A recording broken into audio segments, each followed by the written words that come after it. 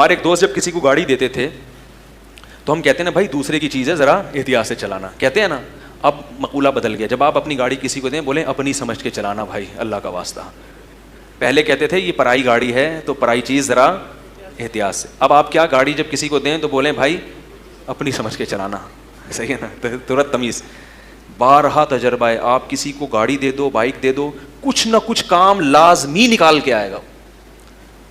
جب بھی کسی کو گاڑی دو گے کہیں نہ کہیں سے بجنا. یہ آپ کا تجربہ ہے یا نہیں؟ میرا تو 99.9% تجربہ ہے. خود چلاتے رہو کچھ بھی نہیں ہوگا, جب کسی کو دی آئے گا بج رہی ہے, وہ آواز آ رہی ہے, پتہ نہیں کہاں سے آ رہی ہے, کیا کر کے لایا بھائی تو. ایک دفعہ تو میری گاڑی کوئی لے گیا, ایک لے گیا پھر دوسرا لے گیا, وہ سب طرف سے بج رہی تھی نا. اب پتہ نہیں چل رہا تھا یہاں والی اس نے بجائی ہے یا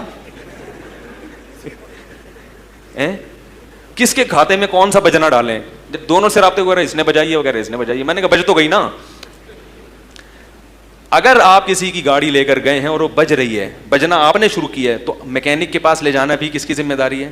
آپ بولو جب میں لے کر گیا تھا اس وقت آواز نہیں آ رہی تھی, اب چونکہ آواز آ رہی ہے تو اس سے پہلے کہ میری تصویر آ جائے, ٹھیک ہے نا, میں اس کو کہاں لے کے جا رہا ہوں.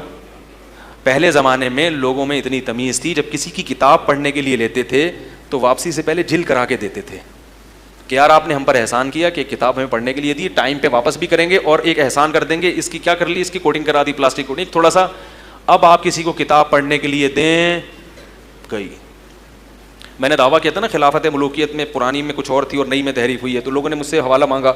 خلافت ملوکیت کا پرانا ایڈیشن ہماری مسجد کے امام صاحب کے پاس تھا, انہوں نے کسی کو پڑھنے کے لیے دیا, وہ لے کے شارٹ. کتابیں آپ کسی کو امانت دو واپس نہیں کرے گا, پیسے دے گو تو پھر بھول جائے گا آپ کون ہیں. لینے سے پہلے ایسا لگے گا جیسے اس سے زیادہ محتاج دنیا میں کوئی ہے ہی نہیں, لچڑ پنے پہ آ جائے گا ہائے ہوئے, اور جب دینے کی باری آئے گی تو سوال ہی پیدا نہیں ہوتا, سوال ہی پیدا نہیں ہوتا. یہ سب آداب ہیں جو کس نے سکھائے ہیں.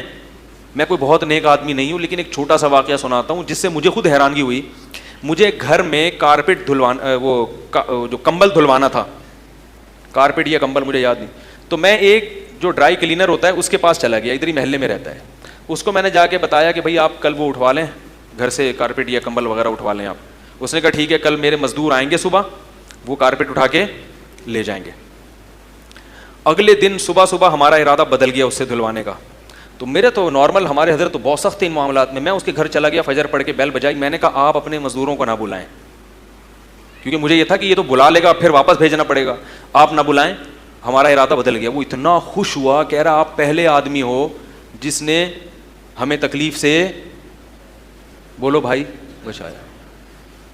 کہہ رہے کوئی بھی ایسا نہیں کرتا, اگر اس کا ارادہ بدل گیا تو اطلاع نہیں دیں گے. ارادہ بدل گیا تو بدل گیا بھائی, وہ جب آئے گا تو بتا دیں گے ہمارا ادارہ, وہ مزدور منہ اپنا واپس لے کے جا رہے ہوں گے. تو یہ ہماری ذمہ داری ہے کہ دوسرے کو تکلیف سے بچانا. المسلم من سلم المسلمون من لسانہ و یدہ, مسلمان وہ ہے جس کی زبان اور ہاتھ سے دوسرے مسلمان محفوظ رہے. اگر کبھی غلطی ہو جائے تو سوری کرنا کس کی ذمہ داری ہے؟ بولو بھائی, ہماری. غلطی بھی ہوتی ہے. میں نے آج مغرب میں کسی کو ٹائم دیا تھا, میں بھول گیا. وہ آئے مغرب سے پہلے ملے, یاد بھی دلایا, میں نے کہا بیٹھیں, بٹھایا, پھر میں فرض پڑھ کے چلا گیا. 15 منٹ بعد مجھے یاد آیا کہ یار وہ تو میں نے بندے کو بلایا تھا. 15 منٹ بعد مجھے یاد آیا, اور حالانکہ وہ ملے بھی ہیں, وہ بتا بھی دیا میں آ گیا ہوں. میں نے کہا بٹھا کے بھی آیا, پھر بھول گیا. 15 منٹ گزرے ہیں تو میں گھر سے دور تھا. اب جب دور تھا تو مجھے پتا تھا کہ ان کی کال آ رہی ہوگی, تو 5-6 کالیں میں نے گریوی میں سنی ہے کہ ان کی کون سی ہے, کیونکہ میرے پاس نمبر تو تھا نہیں. پھر وہ اگر موجود ہیں تو ان کو پتا ہوگا میں نے کم از کم جب آیا ہوں 10 دفعہ ان سے معذرت کی ہوگی, کیونکہ غلطی کس کی ہے بھائی؟ یہ اس کی ٹینشن تو نہیں ہے نا, وہ تو بیٹھا ہوا ہے, صحیح ہے. اور انتظار کی کوفت بہت شدید ہوتی ہے. ہمارے ہاں الٹا ہوتا ہے, ہم آئیں گے, کیا ہو گیا 15 منٹ بیٹھا نہیں جاتا ہیں, ہم لوگ یہ اسٹائل ہے ہمارا نا. وہ اگر غصے سے دیکھے گا نا مفتی صاحب کی طرف یوں کر کے, یار مفتی صاحب 20 منٹ ہو گئے بیٹھوں کو, اطلاع تو دے دو, کیا ہو گیا ہیں؟ شادیوں میں تو 1-1 گھنٹہ انتظار کر لیتے ہو, یہاں 20 منٹ نہیں بیٹھا جاتا. مسجد میں بٹھایا ہے نا, کوئی توے پہ تھوڑی بٹھا کے گیا ہوں تمہیں, کوئی توے پہ بٹھا دیا, کیا خیال ہے بھائی؟ بھائی کوئی تندور میں بٹھا کے آ رہا ہوں تمہیں میں.